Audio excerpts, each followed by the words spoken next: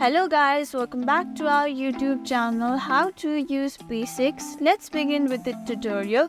How to download Google Chrome app on your desktop. Open your current browser. Start by opening any web browser that is already installed on your laptop.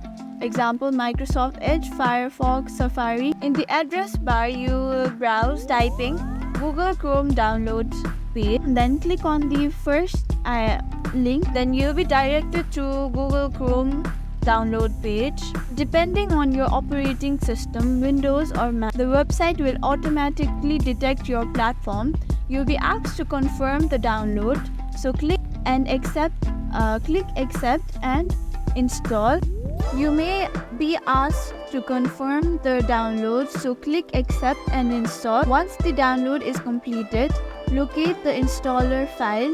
It is usually saved in your download folder.